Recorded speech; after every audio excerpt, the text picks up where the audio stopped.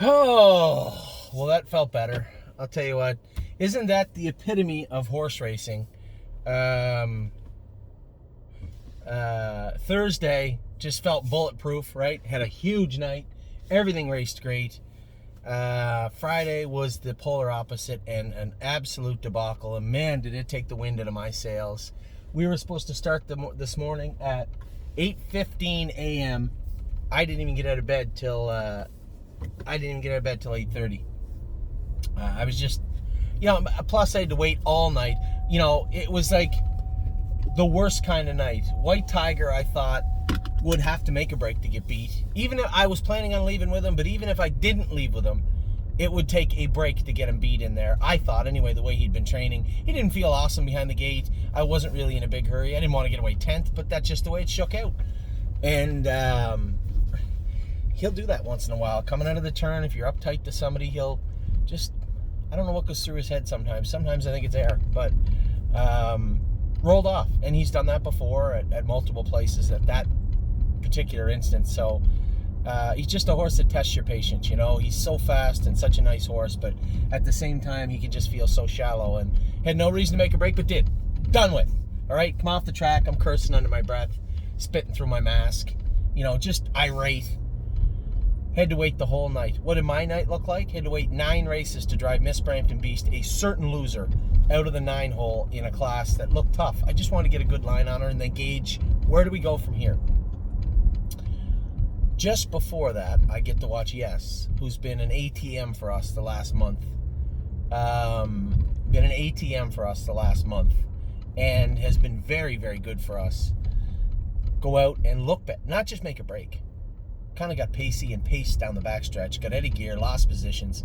That's how determined he is. Horse is done, he's out of the race. Him comes back up, finds himself at top speed, trots, and looks like he maybe gonna get a bone coming out of the turn and makes a break. So my biggest fear was, oh my God, don't tell me he hurt himself again. I texted her. If he didn't get back to me till this morning, probably he hadn't talked to his second trainer. Said that lag that he injured looks fine. He does look a little bit off left hind. He thought it was his stifle, just needed some vet work done. So I had said to him, maybe let's not race him 4 weeks in a row. This horse has got to get his legs under him and keep them under him. Long year, a lot can happen in this 4-year-old season. 5-year-old season? 4-year-old season? 4, yes. Not sure. 4, I think. So, down and out, feeling bad, get up today, and the baby's trained so, I know, when I say it out loud like that, I'm like, oh my God, people are going to think you're full of shit, but, there are lots of people at the fence taking pictures, taking videos. It was funny, John Evans there's a cool idea. John Evans put his own top 10 list on. If you guys want to record a top 10 list and send it to me, we'll send it out. You guys can have your say now, unless it's very partisan or it's completely insane. Then we could probably send them out. I don't see why not. You could post them. Won't be a problem at all. It could be fun for a lot of our clients. We'll try and get something in place for everybody heading into the summer. Just maybe a little time capsule we can look back on at the end of the year or even next year and say, this is where we thought we were with these horses. And you can see for yourself how difficult it is to predict how horses will be. As I said, my week started towards the end of the week was great because a horse that came out of nowhere, literally nowhere, was perfect record. I was so shocked how good he looked, but that can happen once in a while. That's why we love this game.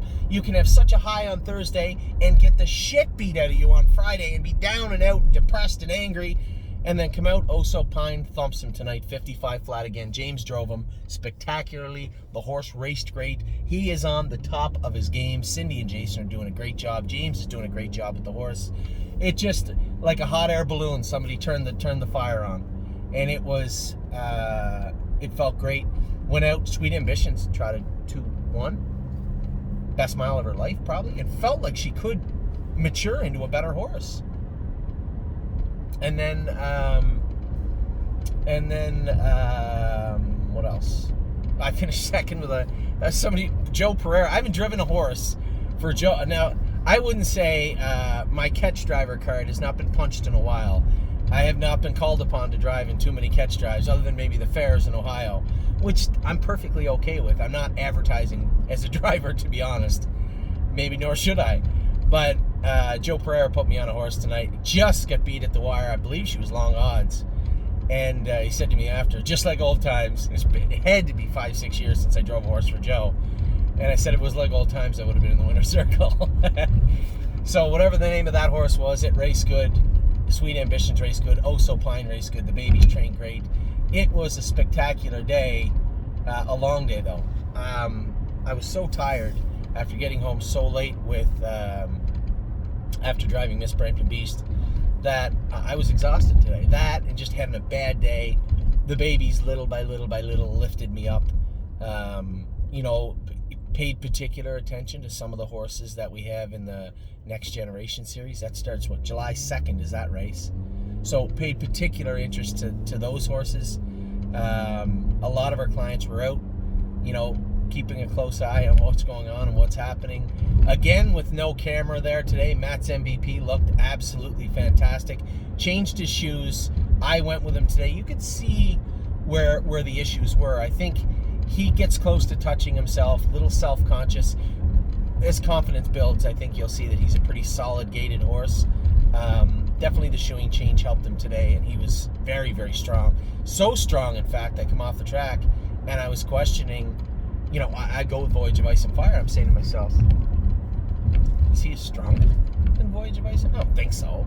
One training trip doesn't make a horse, but certainly left me wondering. Now, Voyage of Ice and Fire, I wanted to go with him today. I had to move him around.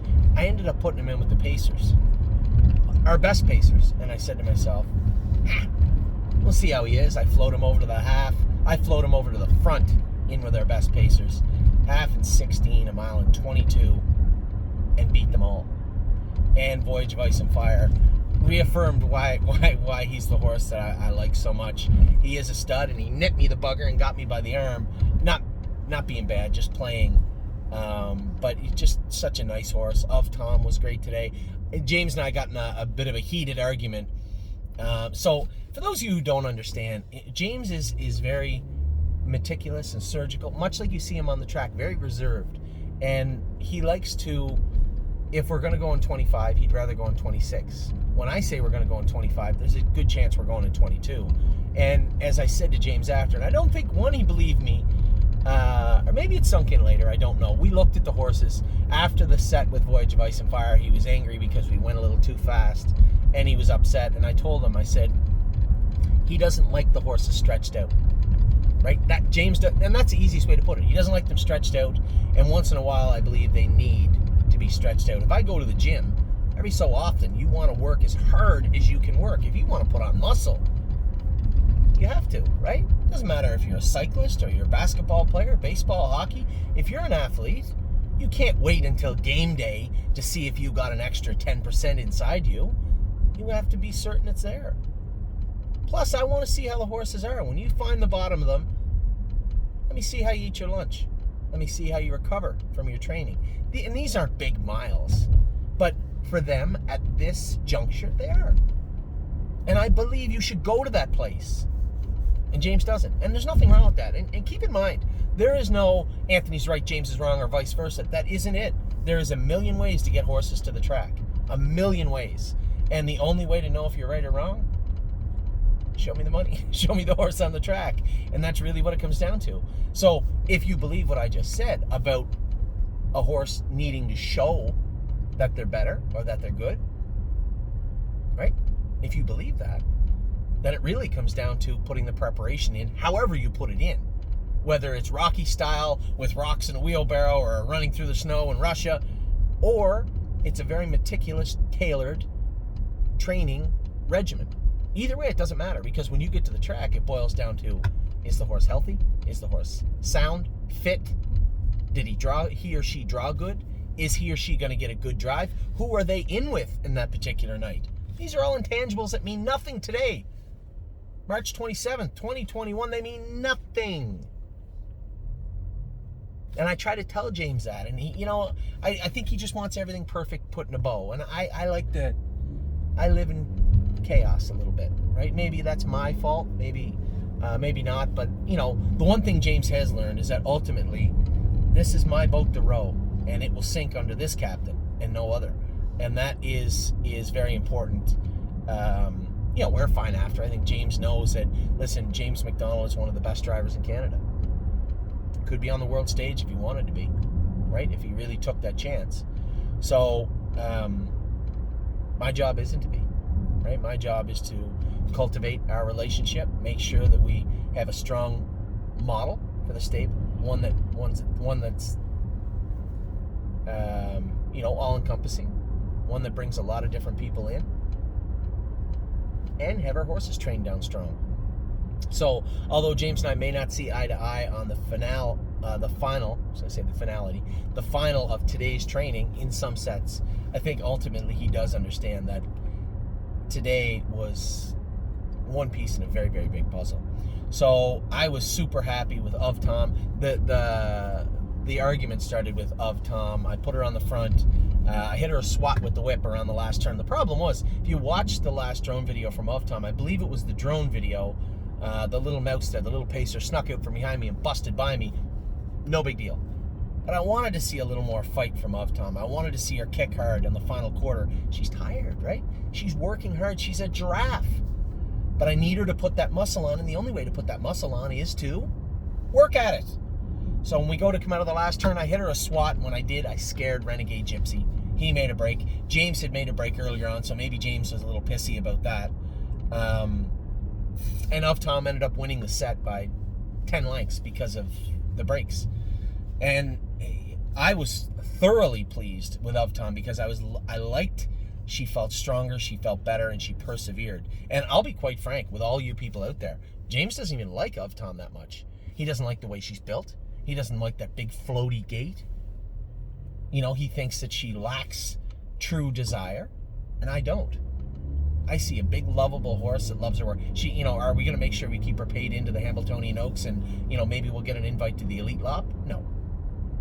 But she does everything right on the track. When she gets over, you could never, a 2-year-old trotter, trotting is seemingly as hard as you could get them to trot, picking at them and chirping at them, cross the lines over and swat her one in a turn on a half-mile track, and have her finish up probably harder than even she thought she could go, and not put a step in. That's a pretty flawless horse, a pretty flawlessly gated horse, and that's the type of horse that will do well anywhere. Show me a 2-year-old trotter that all it does is trot and do the best it can, then all you have to do is recognize what she can do and put her in a position to do that. So Of Tom, that's why she's one of my favorites. Now, in fairness to her, and I guess to James, he has never gone with her, and very rarely goes with her. So, not that shocking, right? He just doesn't know her. So, who else caught my eye today? Geez, we had such a good day. Purple Aura was very, very good today. Johnny was flying on the outside in one of the sets and almost got me. Arch's Rainbow was very, very strong today. That's who he almost got me with. Arch's Rainbow looked very, very strong. I'll get down the list. I just have the list A to Z, so to speak. Almost Air Boss was off today. We castrated him. His first training trip will be Wednesday. Back Saturday for you guys at the drone. Hopefully the drone's there next week. Better Be Sawyer was very strong again. A strong second place finish to someone I had. I can't remember who. Bomb Hugger was good. Century Invictus finished up strong. Isa 10 was off today because we had her knees done. She'll start back next week training Wednesday, Saturday. Grace was good again. Granite Hill was much better. James went with him. Now, James and I had a very productive conversation about Granite Hill after.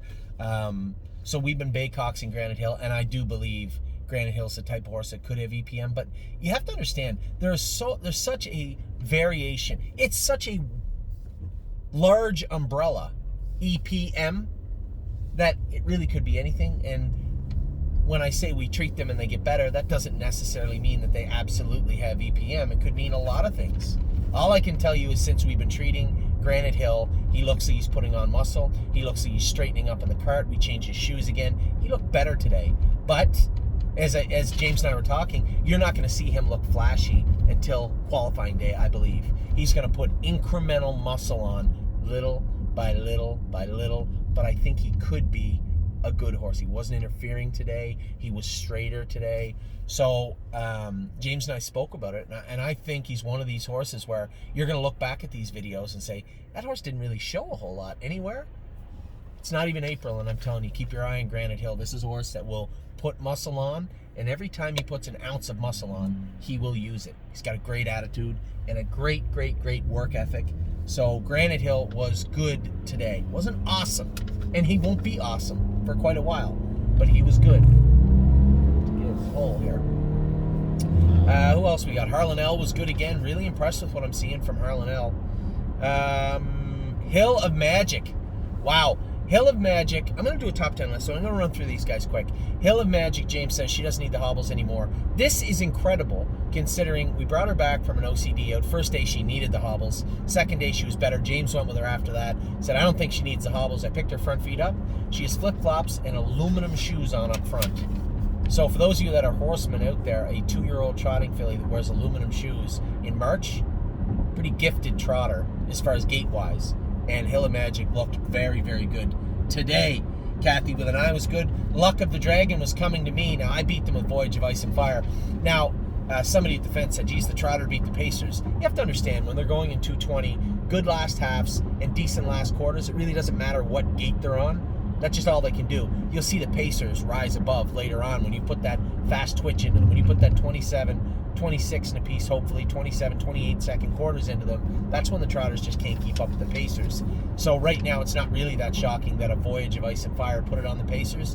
Every single year we see this happen. Go back and look at other years. You've seen our very best trotters put it on the Pacers in March and April, but that's perfectly fine. There's no concerns there. Matt said, oh, don't jump over this horse. Massive Profit looked absolutely awesome again.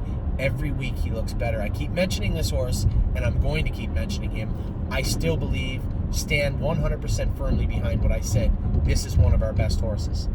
Matt's MVP was awesome today. I could see what Johnny liked about this horse.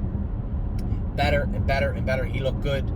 Miss Mildred was good. Of Tom was awesome. 1-2 skip a few. She won her set. She looked strong, but I am going to have her up to the vet. Her hamstrings just seem so tight. She's a horse that maybe, and I don't like using, I'll tell everybody, I get emails all the time, people saying, do you not use chiropractors and masseuses and stuff? No, not really. That doesn't mean I won't. It's just not something because these are things that once you get in a habit of doing it, all of a sudden, and don't take this the wrong way. This is just the word that popped into my head. You know, the chiropractors, masseuses, they infest your burn. And that sounds negative, but it's not. What happens is it works on that horse, so all of a sudden all 100 horses have, you know, massages and chiropractic work, and the next thing you know, your bills are going to go up quite high. And does it help all of them? No. Does it help some? Maybe. So let's just look for the some that they'll help and go from there. So I think that's what we're going to see.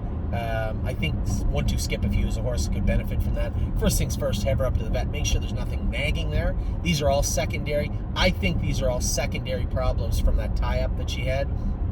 Not a big deal at all. Very happy with this filly today. I wish they all had the heart desire of 1-2 skip a few. And I say that usually about horses that maybe are a little inferior to the other ones, but just work hard. No, this filly can fly, and she's as good as anybody, and she does work hard. This is a very nice filly. Peanut Butter and Jelly and Prairie Fire, both good again. Mario was happy with Prairie Fire. James was happy with Peanut Butter and Jelly. I think the Peanut Butter and Jelly thing precipitated the last minor argument.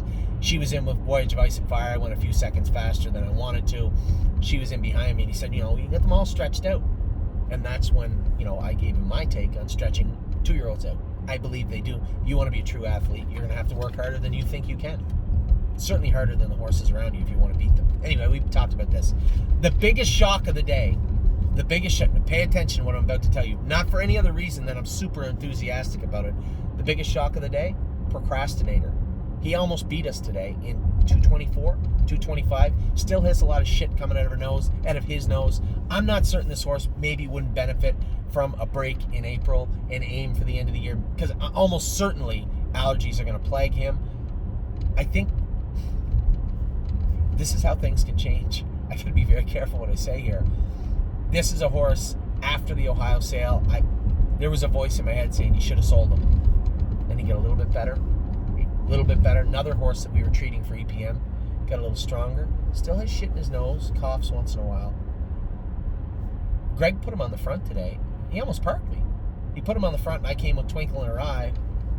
And if I don't rush to the lead and jam the air on, I think Greg has us at the half and 12. I think he might have. So, and finished up very strong. Procrastinator, easily the best trip he's ever gone in his life. He looked awesome. Renegade Gypsy, Purple Aura was very, very good. Renegade Gypsy, I put on the run. I scared him with my whip. Not a big deal. He's gonna, as I said to Mario, I know deep down, James was mad about the mile. Mario was mad because his horse ran. I answered both of them. Mario, you're gonna race against at least 8 or 9 other people, and they'll all carry whips. So Renegade Gypsy, gonna have to get used to that. Resolute Bay was good again. Johnny won that set. He looked very good. Rose above it. James said a little bit left line. Not that concerning. He was on the right line before, and we put a line pole and a Murphy blind on the inside. I think we'll take the Murphy off, put a line pole on either side, Rose above it, straight down the road. Got to keep an eye on this guy, though. When we had him to get fluoroscoped in January, the vet did say, little immature across the board. Haven't seen it. Very strong. Just got to keep an eye on him. Zero lameness. James said, I couldn't tell you anywhere he was sore, just saying he was on the left line. I think that's actually an improvement. I think that's the gear getting him running out. Take that Murphy off. Line pole on either side. Good to go. Rosie's Masterpiece actually made a little break today. Mario said, I let his hobbles out. And I said, listen, her hobbles out.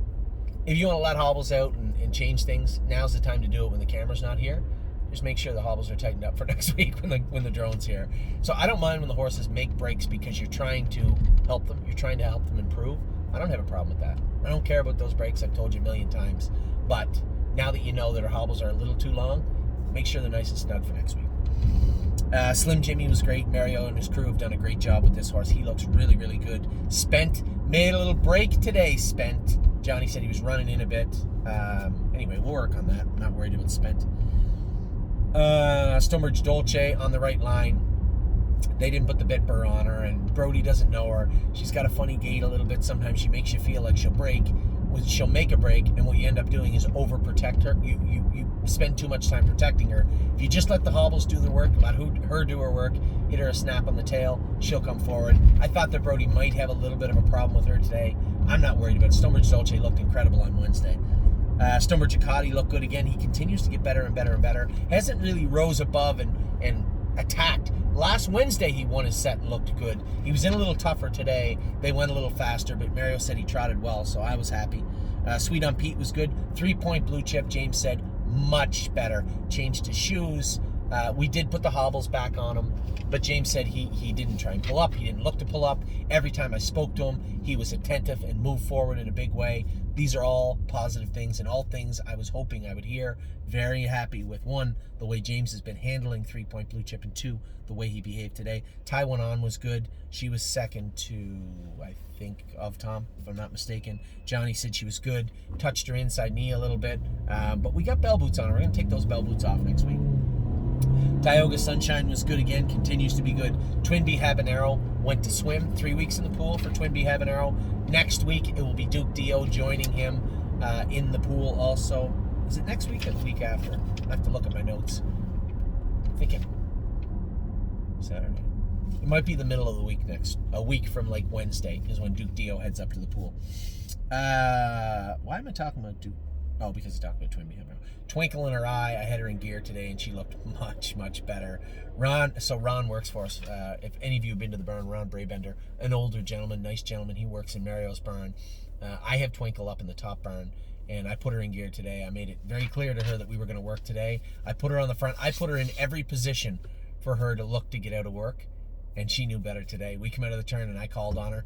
I didn't have to snap her with the whip. I just called on her and tapped the shaft a couple of times with the whip, just very gently, and she exploded down the lane. First time she's done that in her life. She looked real, real good. You Gotta Believe was good. Now, Unbeatable Kemp was awesome today. Finally figured out what the issue was. He popped a curb. Now, those curbs, you see horses protect that area, and then the curb will pop out. I'm not worried about that. I think Amy said the other one looked a little soft also. So what we will do is cool them out.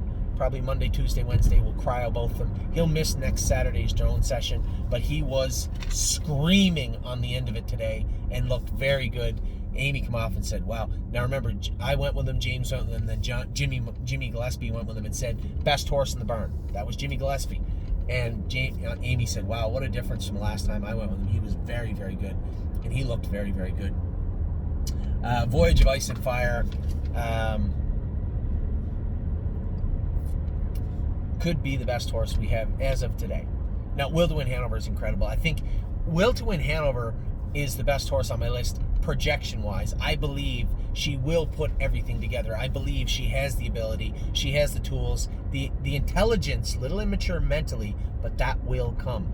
That is when I say Will to Win Hanover is our best horse. It is built at least somewhat on a projection that I believe this will be one of the best horses we have. That's what I'm saying. Today, the best horse in the barn today was Voyage of Ice and Fire. I beat the Pacers, I made them like it, and I trotted away from them going under the wire. He was nothing short of spectacular this morning, and this is what I want to see. April to May, May to June, June, July. We are less than 90 days away from the Next Generation Trotting Series, I believe. Hold on. April to May, May to June, June, July. No, we're around 96 days away from the Next Generation Trotting Series. Now, in that 96 days, we have to school, qualify, race, be ready to rock on July 2nd. Looks like this guy's well on his way.